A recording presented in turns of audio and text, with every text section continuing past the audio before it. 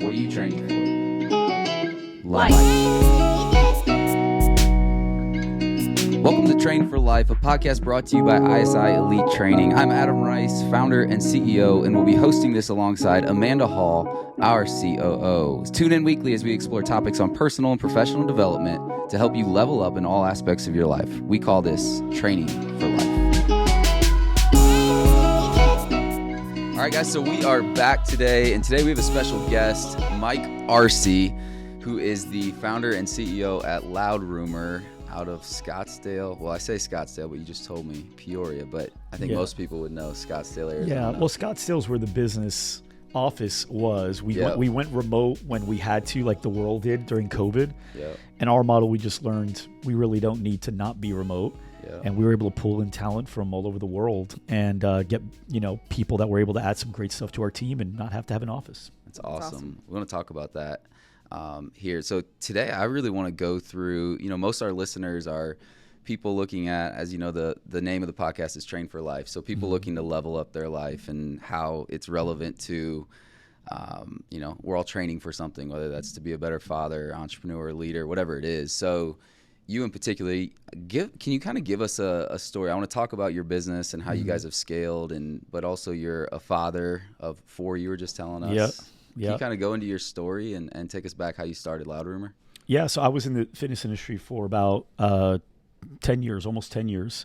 I actually had 22 jobs before I was 24. Wow. So I had a lot of jobs. I was recruited away to a lot of things. And also I was a young kid, and I always have a lot of interests. And I think that's just something I've always had. And I've learned to not do that with my career like I did earlier on. Now I do it with hobbies. So like right now, Amanda and everybody on my team knows it's chess. Like I'm super into chess now, but I learned Italian last year. Cool. Year before that was piano, then the guitar.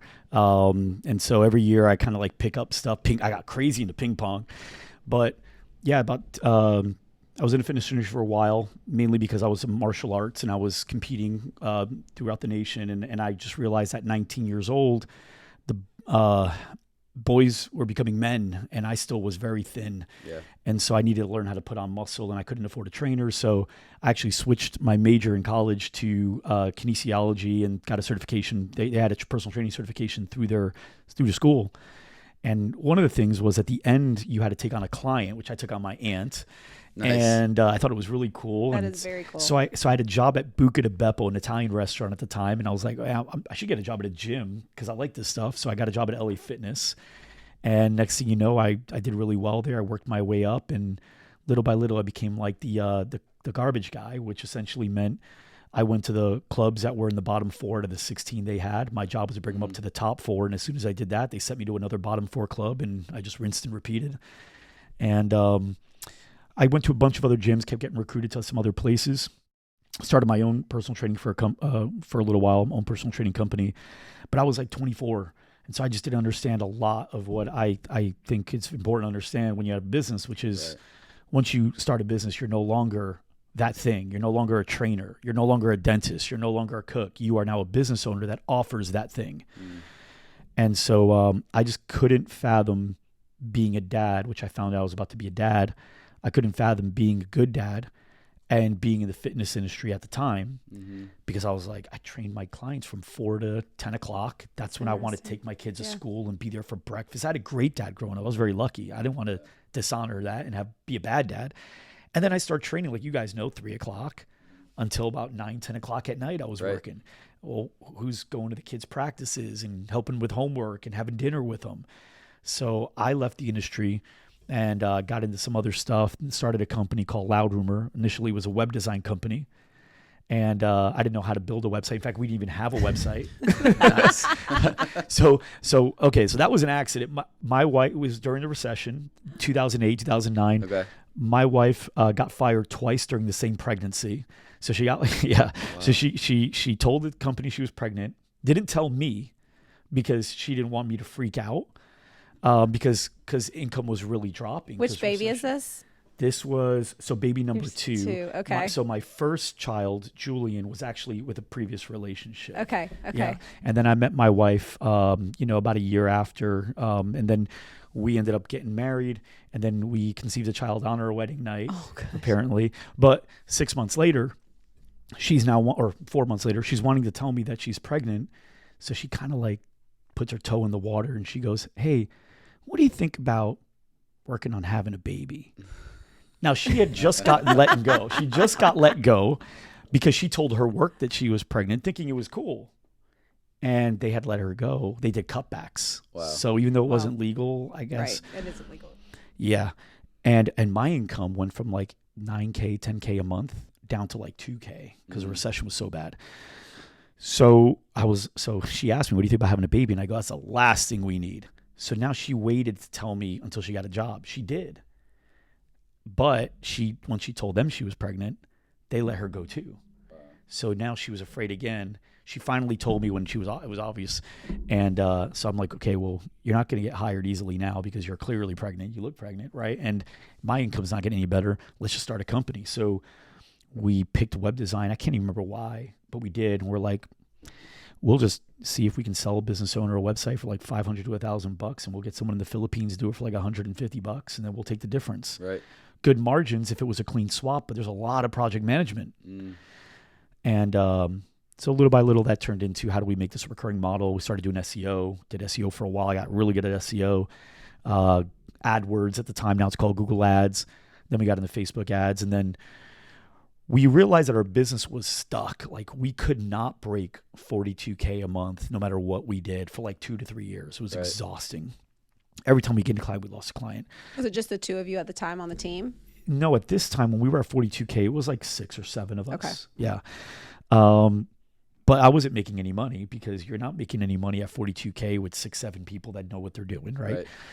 And so I read a book called Built to Sell, and it talked about the value of really finding a niche. And then between that and meeting with some people we actually know some of the same people like Ronzio, and I was like, okay, I need a niche. I picked dentistry. Bad idea because I go to the dentist every 3 months because I hate the dentist. I have one thing I hate is the dentist. So I go every 3 months so that they have nothing to do. Right. There's like a fear that they will have to do something. Smart. Well, should take that advice. So proactive. So I took that idea. My mom was really good about, if you clean your room every day, you won't have this big mess to clean. Yeah. That's true. So I'm just going to the dentist all the time. Yeah. And this way they never have to do anything. In and out.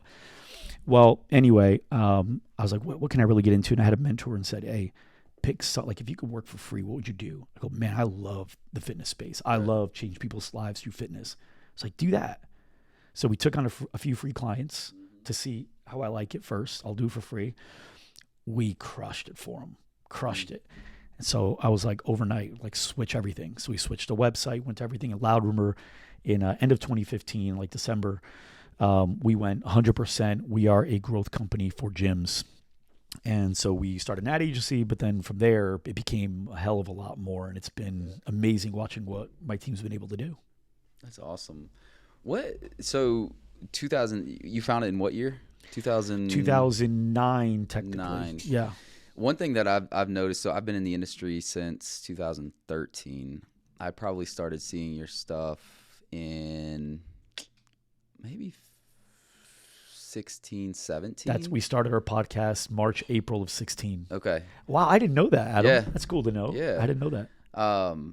So one thing I've noticed just from afar, right? This is actually the first time we've ever met in person, but when looking through the lens, it always seems like you're feeling your business has evolved and you're filling a gap of a need.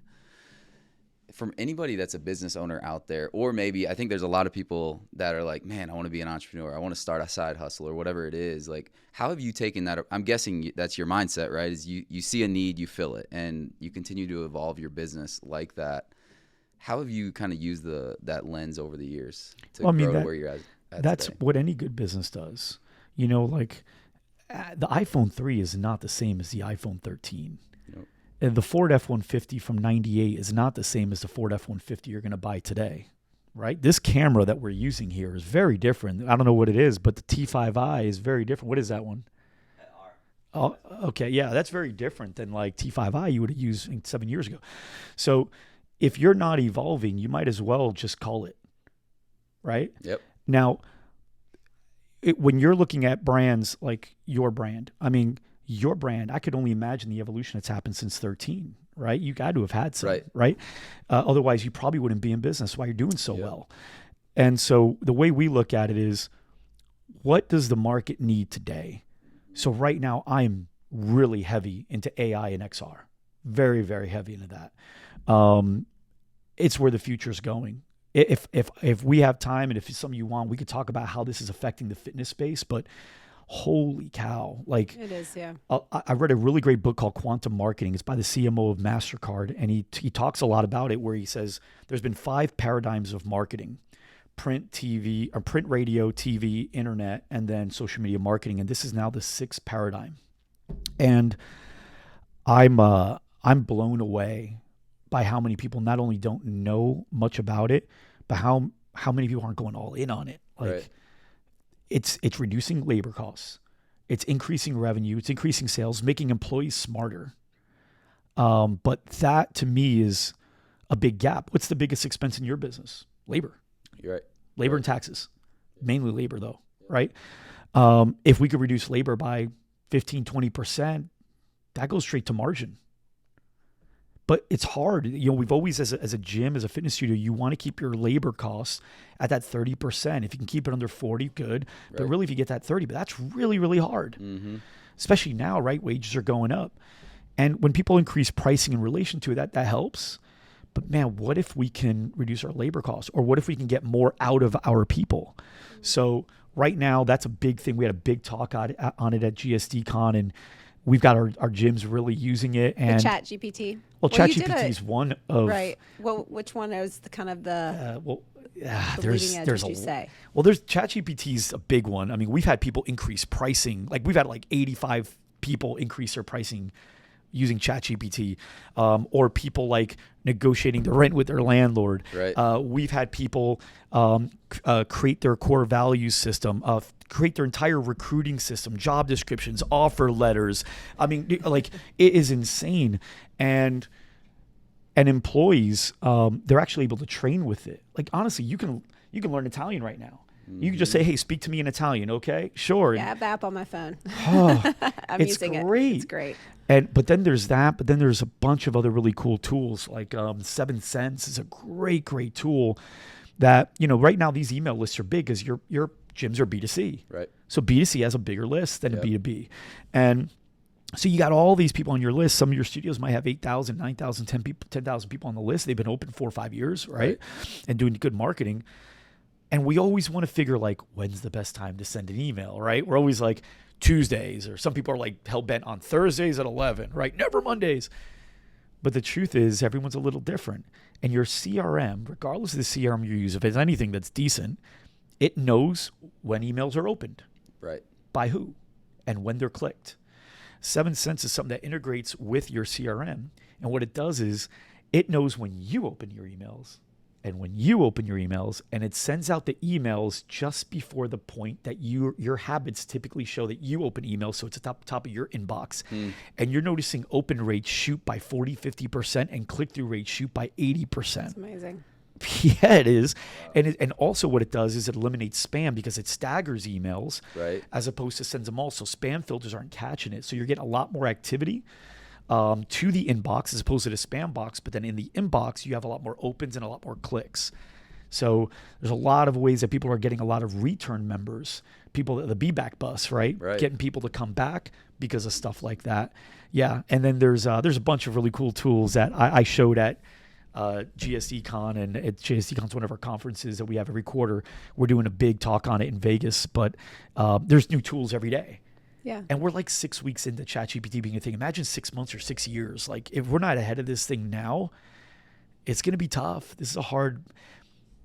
Great example is Facebook ads. You remember Facebook ads in 2015, 2016? You were getting leads, 50 cents a lead? At least, yeah. You get that now? No. Now, how much of you goes, I wish I doubled or tripled my budget back then? Every bit of us, right? Right? So this is that moment now. Yeah. Again, another paradigm. Right. I want to just ask, kind of circle back to hearing your excitement now about AI and just your business as a whole. But you went back at the beginning and you said, I had 22 jobs before. So one thing I noticed is that, and we've talked about this in a previous episode, is about curiosity. And what are some of the characteristics that the most successful people have? And one of those that we both agreed upon was curiosity. And that's 100% what I hear from having 22 jobs to even how you use it in your business, but how you use it personally. Yeah. How did you hone that in from naturally being curious, right? You obviously have drive too, but how did you channel that in? And I hear what you're saying now about how you've balanced it and realized in business that needs to change. But how much do you feel like that curiosity in the beginning, those 22 jobs, really prepared you to move into business and where you are today? Because I think we have some people on this that are members, they're young, they have that same level of curiosity. How would you encourage them to leverage that, but then also to move from being curious about multiple things and seeing that as something that's I feel is a very strong trait, but moving it into a direction that can really compound and build a business for themselves? Yeah. I think it makes for a broader person when you have more experiences. Someone that's never left the U.S. doesn't have the same broad awareness of the world as somebody who's traveled to 22 countries. Somebody that's never played an instrument, or maybe one, doesn't have a broad understanding of music as somebody that's played 7 or 8 of them, right? So little by little with business, it's the same thing. If you've read one book versus if you read 22 books, if you've had one coach versus if you've had 22 coaches, if you've been to one conference versus you have 22, you're creating a broader mindset. And I think that's important because if you don't have a broad understanding of something, you kind of fall for everything. Like the person that's only I remember, so Chris Ronzio bought my first vacation. Yeah, I'll tell that story to you guys later, but he bought my first vacation. And I didn't take a vacation until I was 34 years old. I hired him as an efficiency coach, and he wouldn't work with me unless I took a vacation. He's like, you don't understand. Like, you need this. Right. So he's like, even if it's a 2-3 day trip with your wife to Huntington Beach. Right. My wife and I, we went to Huntington Beach for 2-3 days. And we were like, how lucky are we? She's like, what? I'm like, we on our first vacation took the best vacation ever. We need to book another one. We did Huntington Beach at the same resort 5 times in a row. Why? Because we were ignorant. Right. We thought this was the best vacation. And then we went to Italy. And then we went to Cancun. Then we went to Hawaii. And we're like, can you believe we thought Huntington Beach was like the best vacation on earth? And so I think the same thing goes with books, right? You read a book and then you fall for everything in that book. You think that's gospel. And then as you start reading more books, when you're on your 30th, 40th book, you're like, maybe not so much. Let me keep reading, skim through. Oh, that's a good idea, right? Like you different take. And so I think going broad and being curious, it not only allowed me to learn more things, but it also allowed me to look at things through a lens of, hey, this doesn't have to be black and white rule. This is just someone's perspective. This is an idea. This is a way to look at it. And I could take some things from you. You could learn something from anyone. I learned from Amanda, 2 days ago, we were talking and I'm like, wow, I never thought that my employees would wonder something like this. I never even thought about it. It's just through asking her questions. And so I think it teaches you can learn literally from anyone, from anything. I learned a lot through those 22 jobs. And I think the easiest thing that I learned from that is business is hard anywhere. And it can be simplified because I've seen some people do really well. It can be simplified if you stick to fundamentals and execute. And it can be really hard if you want to go really advanced and not work in the fundamentals. The guy that works really, really hard to learn how to spin the basketball on his finger and dribble through the legs, but can't make a free throw, is not going to be as good as the guy that mastered the free throw, mastered the layup, right? Yeah. It's funny, we were actually talking about that the other day. Is like so many people, whether it's, I know her and I both really enjoy the Hermosis, and there's different, Ed Milet and John Gordon, but like so many people will, they'll take these individuals or they'll read a quote and they'll be like, yeah, I agree. Instead of, I think we were on a plane the other day, and like I'd say 80 to 90% of what Hermosi says I agree with, but she showed me his post. She's like, do you agree with this? So I think, but it's interesting though, because so many people do take things at face value, and they're like, this person's God, or this book is everything, and then they feel like they have to go implement it, and they don't question it. There's a lot of quotes today that I think are very silly on social media. And I think they're just not well thought out. I think they're taken through their perspective. Right. I love quotes by like Marcus Aurelius and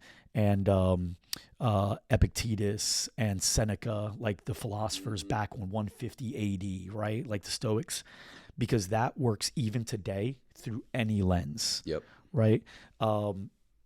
Today you have quotes that are from one lens, and that's why they're not well rounded. That's why a lot of people disagree, and it's silly. Like, if you love what you do, you'll never work a day in your life. That is bullshit. That is bullshit. Yeah. Yep. Are you kidding me? Who here didn't work through COVID? Yep. Yeah. Right. Yep. Number one. Survived. Yeah. Or or a similar one, like, if you don't love what you do every day, get out. Right. Look, LeBron James, he plays 30 minutes a game, 3 games a week. That's 90 minutes. For the rest of the 20 to 50 hours, he's in ice baths. He's getting people massaging in with their elbows, making him cry. He's answering the same monotonous questions over and over and over in press conferences, all so he can do what he loves for 90 minutes. Yeah. I mean, look, when you look at a quote, if it's your first time seeing a meme, I get it. But like, I think if you really want to get a mindset shift, learn from the Stoics. Learn Stoicism. I think Buddhism's got some really good stuff. Epicureanism is also very good. I think that's the stuff that will last. It's already lasted thousands of years. That's going to continue to last forever. Yeah, for sure. It's interesting. I always like to ask highly successful entrepreneurs this question, and it's, what was your biggest failure? So I didn't tell you I was going to ask you this, but I'm sure there's 1 or 2 things that, since you started your business, right, 2008 to today, what would you say is the number one failure that you've learned from and obviously built from there? I really underestimated emotional intelligence. I put very little value on it when I first heard of it. You know, people would recommend these books to me and I'd read it that day. If it was on marketing, if it was on advertising, if it was on branding, operations, whatever, like I'd be like, I'm in it, and I get the book on my phone and I get through it. And I had Emotional Intelligence 2.0 recommended to me years back, 5, 6, 7 years ago, something like that. And I was like, okay. And just the name alone, I was like, it just sounds boring. And then I read like the back of the book and I'm like, sounds really mushy. Like, at the end of the day, let's just get shit done. Right. What are we doing? Right. Talk about feelings. Right. I had, if you looked at my disc back then, it was extremely low emotional intelligence or empathy, extremely low empathy, very high. I don't know if you guys know DISC. It's a personality assessment. So very high D, decent I. I'm talking like you couldn't even tell what color it is at the bottom for S and C. It was that thin, right? And so I was like, you know, I don't need to read this. I think I need to hire tough people. Well, I was just telling Amanda this yesterday maybe. I was at a conference I was invited to, and after it was over, this guy that I had dinner with the night before with some other people, he ended up seeing me in the lobby with my suitcases on the last day, and he had his suitcases. He's like, "Hey, you heading out to the airport?" I go, "Yeah." He's like, "Did you get an Uber yet?" I go, "I was about to call one." He's like, "I just got one. Why don't you just take mine?" I was like, "Okay." It's like, cool. This guy was super successful. I was like, "This is a great ride to be in an Uber with, 20 minutes with this guy." Well, we talked in the Uber, and then we even got in TSA line together. And in the middle of the TSA line, this was probably like 2 years ago, I go, "Dude, I'll tell you right now, I don't know what is needed to get people to work, but people just aren't working. They're lazy. They want so much. They're entitled. It's like, I don't understand what the workforce is looking like, but it needs to grow up." And he looks at me and he goes, "You think that's what it is?" And I go, "Yeah." And he goes, "Okay." I was like, "I feel like you want to tell me something." He's like, "Well, I do, but honestly, I'm afraid your ego can't handle it." Ooh, Wow. wow. And I was like, okay. Now, because of that, he challenged my ego. Right. So now, because I had a huge ego, Yeah. I had to show him I could handle it to prove myself, right? So I was like, "No, I got it. I could take anything. I grew up with immigrant parents. There's nothing you're going to tell me my family hasn't." So he goes, "Okay, I think out of all the people I've ever met, you have some of the lowest emotional intelligence of anyone." I go, "Huh, what do you mean by that?" And he gave me a couple examples, and I was blown away by it. And he's like, "I really recommend you read this book." I downloaded the book. I read on the flight. The book was talking to me, talking down to me. Yeah. I was like, oh, There was that's this me. God. So then at that moment, I was all in on this. I realized that I was the issue. It's not that people don't work hard. It's that people didn't want to work hard for me. And not all people. I had a few tough players that had the same mentality, but I'm not going to collect 50 of them. Right. It's hard. So I was like, all right. So I went all in. I started really understanding emotional intelligence, started like listening to podcasts on it. Then I started studying Buddhism and Stoicism. And it's funny, like I feel like I'm a very empathetic person now, like because I understand people now. And so now I don't see people the way I saw people before. I saw people as just people, characters in my life, and they needed to like get jobs done like I did. I count on me, I count on you. But now I'm like, no, like when I see you, it's weird, but whether you know it or not, like the first time I saw you, and I do it with everybody, I'm thinking like, this guy's gone through a bunch of shit. I don't know what it is, but it's a lot. I know he's had his life not easy. Right. I know he's had moments where he's cried and wondered if he can do this. I know he's asked, why is this happening? Why can't I just get it? And so now I see people through a different filter, and I've connected with my people at such a higher level. I've never seen a group of people work so hard. I don't care how old they are. Everyone wants to say the younger generation doesn't work hard. I got 20-year-olds, I got 25-year-olds. They're killing themselves, and they're doing a great job, and they're growing. So I think for me, the biggest failure that I've had is not putting enough value on understanding people and having a company that needs people to run. That's cool. And That's awesome. I figured that out, thankfully. So, but that was a very expensive lesson to not learn early. Yeah, that's awesome. I love that. Well, cool. I mean, I think I could ask you a million other questions, but I'll leave you with this. So I'll put you on the hot seat, so you don't know I'm going to ask you this either. Okay. What would you say is, because we talked about this earlier in this season, we talked about the four character traits, right, that we believe in highly successful people. What would you say is your number one for someone to be highly successful? Defining highly successful not as necessarily a monetary label, but more so they're doing what they want, they're passionate about it. Yes, they're financially in a good place, because I think to be highly successful you have to be. But what would you say, like, from being around other very highly successful people, that you've seen kind of as a consistent number one trait throughout the board? I think all people, I don't care who you are, have egos. You need it. Otherwise you have no confidence. Yep. Yeah. Right? You have to have an ego. I think the best that I've seen, and I'm aspiring to be like them, is it's okay to have an ego, but it cannot make your decisions. You cannot make a decision because of your ego. So I removed myself from head of company at Loud Rumor. My title's still CEO, but like I'm very, like my COO, Matt, he runs all the meetings. He's the one that's managing the top players. He's calling a majority of the shots as far as like how we're going to execute on things, and I stay out of it. Right. I was not the best fit for that role. The company was not going to get the best if I was in it. Where I need to be is in innovation, culture development, and creative. That's where I need to play. If I play there, company gets the best out of me. If I play leader of them and their systems and how they do things and all that, I'm not the guy. How Matt's would you the say guy. someone would identify that is, because I mean, we working with leaders across the board, and it can become very evident. I mean, at the end of the day, you are the leader, right? The results of the company sit on you, but to make that decision and put someone else in that seat and say, I'm not going to win if I'm leading through my ego and making all the decisions.